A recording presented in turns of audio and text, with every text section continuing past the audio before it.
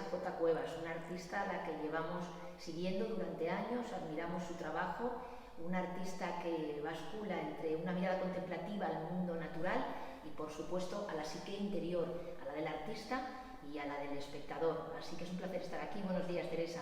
Buenos días, Leticia. Gracias por estar aquí. Nos interesa empezar por un momento en tu vida que marca también tu paso de la arquitectura, que es tu formación, a la creación artística, que es tu etapa en Corea. Cuéntanos, por favor.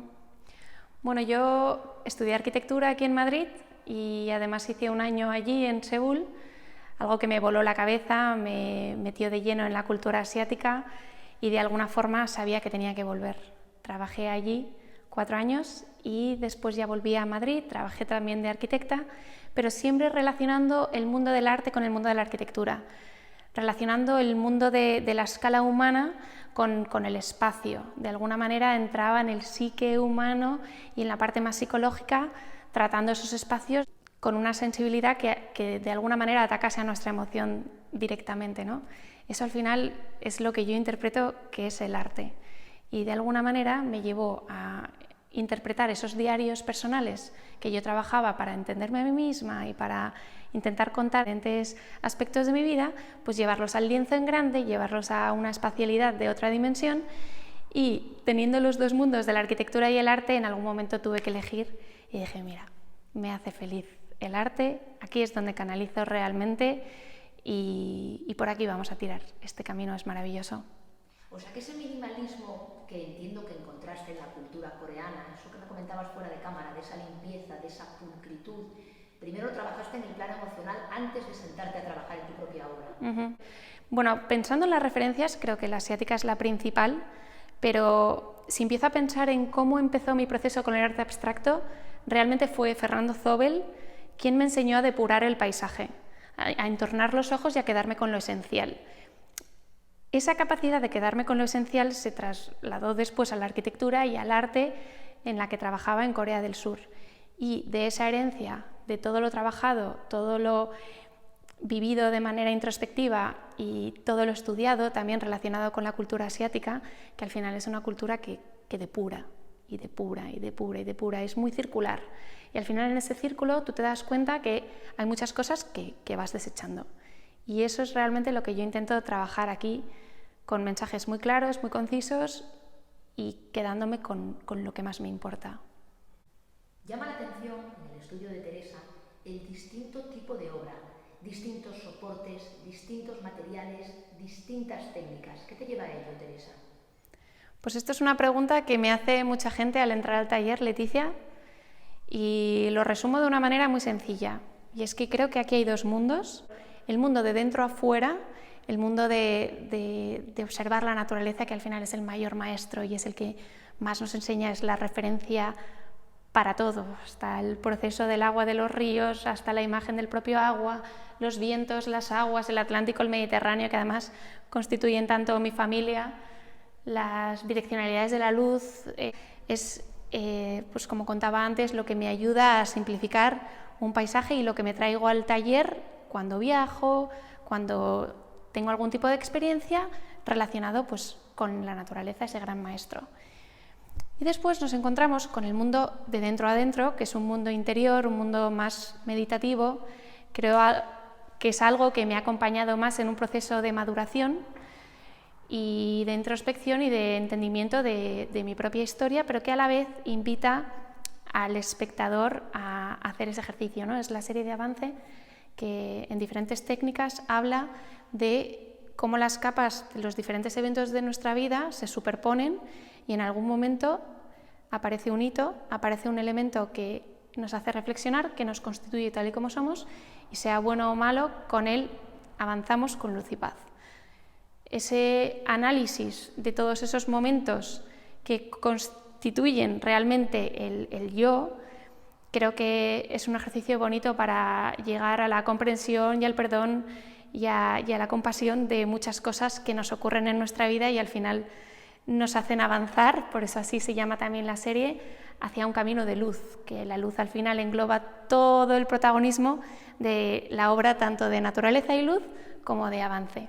Esta obra de aquí, que es de las últimas, en el que pierdo un poco el miedo a la curva y entro en temas algo más femeninos, algo más relacionados con una vivencia que he tenido en los últimos 3 años, relacionados con la maternidad también, pero que en él genero un espacio, una espacialidad, gracias a las luces y las sombras.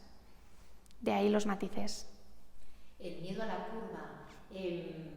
¿Hay un momento, a lo mejor en tu trabajo, en la que la línea te constriñe un poco y quieres romper un poco esa verticalidad?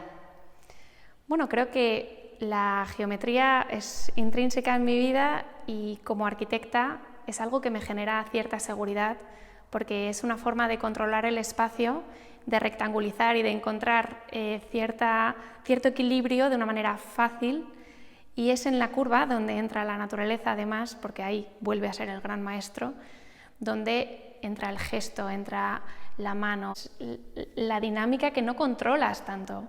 Y yo creo que ahí es donde ahora mismo me encuentro, y me queda mucho camino por recorrer, pero es un camino con el que estoy muy ilusionada y con el que sobre todo quiero perder el miedo. Para ahondar un poquito en el proceso, Teresa, lo que estamos viendo, que tiene sobre todo un carácter gestual también, hay materia, hay gesto, se te puede imaginar trabajando, tus obras permiten imaginarte trabajando, el trabajo previo está muy medido, es un trabajo en parte más libre y más espontáneo, hasta donde nos puedas contar. Sí que es verdad que la construcción y la composición forma parte de mi subconsciente, digamos, es mi forma inicial de trabajar. Yo genero unas líneas maestras, croquizo de alguna manera lo que quiero contar. Sí que es verdad que, por ejemplo, pues ahora ya aprovechando que estamos delante de esta obra, pues existe una forma de acariciar y de arañar la materia, como esa dualidad de la vida también, que a veces te lleva a resultados inesperados. En este caso, en otros, como por ejemplo, si apuntamos aquí a naturaleza y luz, encontramos un estudio importante de equilibrio de dónde está ese foco de luz donde vamos a empezar la historia, y a partir de ahí nos vamos a disipar y a encontrar la paz en toda esa luz que nos recorre todo el lienzo. Sí que creo que hay un anclaje inicial, no demasiado estricto, porque luego la materia tiene su propia vida, pero sí que tiendo a pensarlo antes. Hay ciertas reminiscencias en esta especie de paisajes interiores que nos planteas de la estética de lo sublime, de artistas, si nos vamos a lo muy antiguo como Caspar David Friedrich, o si nos vamos a alguien más moderno, Ansel Kiefer, estos trabajos en torno a esa naturaleza un tanto sobrecogedora, ¿no? Que un poco conmueve al ser humano, que le supera. No sé si este sentimiento te acompaña, porque tú hablas mucho de la contemplación exterior, entonces entendemos que tú eres una persona que dedica tiempo a contemplar con calma antes de sentarse a trabajar. Además has usado la palabra que yo creo que es clave, que es la contemplación, que es algo que he tratado de sintetizar y de realmente aprender con H en cuanto me siento y observo, porque la naturaleza muchas veces intentamos pensarla, intentamos analizarla, intentamos estar y pensar, y no, es que la naturaleza está para ser contemplada. Es algo mucho más grande que nosotros, es algo que va a permanecer por mucho más tiempo que nosotros, y la contemplación es la clave. Aunque pinto en estudio, la luz y la sintetización del paisaje, la contemplación en sí del momento vivido, cuando la traigo al taller, cobra su propia vida en el lienzo. Son muchos los artistas que me han enseñado a tratar este tipo de difuminación y de foco de luz, no tanto desde el elemento que genera la luz, sino la expansión y la dimensión que ésta genera. Y eso, con la contemplación llevada al lienzo, es lo que genera la serie de naturaleza y luz. Teresa, llama la atención en tu estudio la variedad, es como una fiesta para la mirada. Obra con textura, obra muy delicada, en dibujos delicadísimos, obra en papel. Coméntanos. Leticia, vengo del mundo de la construcción, de la arquitectura, del uso de los materiales, que además, volviendo al tema de la naturaleza y además relacionado con una de las grandes pasiones que tenía de pequeña, la mineralogía, encontramos que hay una gran similitud con esos pigmentos que los artistas antiguos extraían de esas piedras el uso del material de construcción y todo eso llevado a la simulación de la luz, de los vientos, de las arenas, de los mares. La combinación de esos cementos y de esos aglutinantes y de esas arenas son los que me ayudan a darle vida a la obra. Yo si dejo volar así mi imaginación, a mí esta obra pues parece que me remite casi a un fondo marino, como esos colores tan preciosos, parece que incluso hay como trabajo de luz filtrada en el agua. Creo que la textura se acerca más con la realidad que todos vivimos y la relación que tenemos con la naturaleza. El poder tocar los lienzos y la claridad que hay entre unos planos y otros tienen de alguna manera un poder inmersivo que nos hacen sentirnos directamente relacionados con ellos. El papel siempre ha estado ahí, desde los diarios gráficos, los planos arquitectónicos, diarios escritos, los libros. Es una textura que me apasiona. Con ella llegué a la serie de La Espera, que trabajé con tinta china y con café, en espacios más reducidos, más hogareños, pues a la espera de que algo bueno ocurriese, y de alguna manera tienes el lado arquitectónico y esa parte fluida que no podía controlar. Y fíjate, del rasgar uno de esos dibujos que no me convencía, nació la línea de Avance. Avance surgió de un momento no tan fácil y que me hizo encontrar la belleza en esa dificultad y dije, voy a abrazarla con luz. Teresa, qué interesante, lo del café me parece una preciosidad, son obras de una delicadeza exquisita y me encanta que de lo roto surja otra cosa, ¿no? De lo que era material de desecho surja una idea y surja otra serie. Sí, aprendí de Pablo Dors que la oscuridad es la luz que todavía no lo sabe, y creo que es un motor que empleo en cada uno de mis procesos. Creo que es importante saber que en la vida ocurren cosas y que hay que abrazarlas tal y como llegan, por supuesto recibir el sufrimiento, pero también con ganas de salir adelante y saber que algo bueno sacaremos. Teresa, venimos de ver colores atmosféricos, colores muy atractivos, venimos de ver el blanco en diferentes gradaciones y de pronto el negro. La vida está llena de contrastes, Leticia, y solo podemos encontrar la luz con una sombra alrededor o una sombra con una luz alrededor. Creo que eso potencia las cosas buenas, y no olvidemos también que el negro es en igual proporción todos los colores juntos, así que creo que habla mucho más que lo que su propia superficie plana nos pueda parecer de primer golpe de vista. Este trabajo es en papel también. Es en papel y tinta china, con una línea de café. Al final las series dialogan entre sí. Aquí vemos parte de La Espera, hay un avance de alguna manera con la oscuridad abrazando la luz. Me gusta que todo ello tenga un diálogo, una línea, un hilo conductor que nos hable de una misma historia. Desde el primer momento me llamó mucho la atención esa especie de meteoritos blancos que están surcando el cielo de tu estudio. Ahora que subimos a la segunda planta, los tenemos más de cerca. Intento hacer mis primeras aproximaciones hacia la escultura y, volviendo a la materialidad de la naturaleza, de las rocas, dialogando también con los lienzos y con esas texturas, pues he trabajado el lino envuelta en todas esas texturas, y cómo esto iba generando coral y roca, y otra vez creaba una contraposición entre lo ligero y lo pesado. Es algo que al ojo parece una cosa y a la mano y a la gravedad otra. Teresa, venimos de la parte estudio, es decir, la parte donde tienes tu obra acabada, donde la tienes expuesta, donde recibes a tus clientes, y ahora estamos en lo que es el corazón del taller. Este espacio tiene una escala más humana. Aquí es donde realmente paso las horas, experimento, aquí ocurren cosas. Aquí no me corto a la hora de trabajar diferentes materiales y que además luego entre ellos se entremezclen.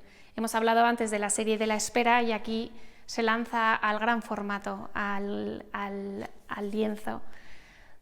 Aquí realmente podemos encontrar diferentes piezas de diferentes experimentos, muchos fallidos, y que con el paso del tiempo pues voy tirando de ellos, o juego con la sombra de una escultura que genera sobre la otra, y tengo un material sobre el que tirar para contar diferentes cosas. Pero por lo que te vamos conociendo, Teresa, veo que tienes una capacidad hermosa de aprovechar lo que no funcionó. Has dicho proyectos fallidos, en el durante es donde el propio artista va encontrando su camino, pero tú a todo aquello que llamas proyecto fallido le has encontrado luego una nueva solución. No existe el fracaso, sí que es verdad. He fracasado muchas veces, pero creo que de eso siempre se pueden sacar cosas buenas, incluso en las crisis creativas que vivo una detrás de otra. Creo que también si no te enfrentas a ese momento, no puedes llegar a sacar algo nuevo, porque no te cuestionas, no te pones en un lugar incómodo, no sacas desde la oscuridad, que ahí es donde nace la luz. Y cuando tú sales del estudio, Teresa, ¿a ti qué te gusta contemplar? Además de la naturaleza, ¿qué otros artistas, ya sean antiguos o artistas del momento, te gusta tener en tu radar? Tenemos la gran suerte de vivir en Madrid y teniendo el Prado, teniendo el Reina Sofía o el Thyssen, pues son grandes joyas que, sobre todo en esos días malos, pues pasear por esos pasillos y ver a Goya, ver a Velázquez, entender cómo ellos tratan la figura a fondo, cómo generan esos planos de luz, con esos matices con el óleo, y en los que te pierdes, ¿no? Que te crean unas dimensiones en las que te puedes quedar ahí horas simplemente entendiendo un pie o entendiendo esos fondos verdes que te generan dimensiones infinitas. Pues realmente son ellos los que me enseñan y los que además creo que están en la base de todo arte español. Nosotros siempre lo decimos, es importantísimo entender el arte en los museos, pero esto no termina, el arte sigue vivo, entonces es vital conocer qué están haciendo nuestros artistas de hoy día. Teresa, tu estudio se puede visitar, ¿verdad? Se puede y se debe, por favor. Es aquí donde la obra cobra vida, donde la obra tiene sentido. Esto es un trabajo muy solitario y es cuando llega la gente, cuando interactúan, cuando se genera una tensión con la obra y esa persona siente algún tipo de conexión, es cuando de verdad esto tiene sentido. Así que, por supuesto, aquí estoy. Pues ha sido un placer conocer tu obra en directo y conocer tu estudio. Muchísimas gracias, Teresa. Gracias a ti.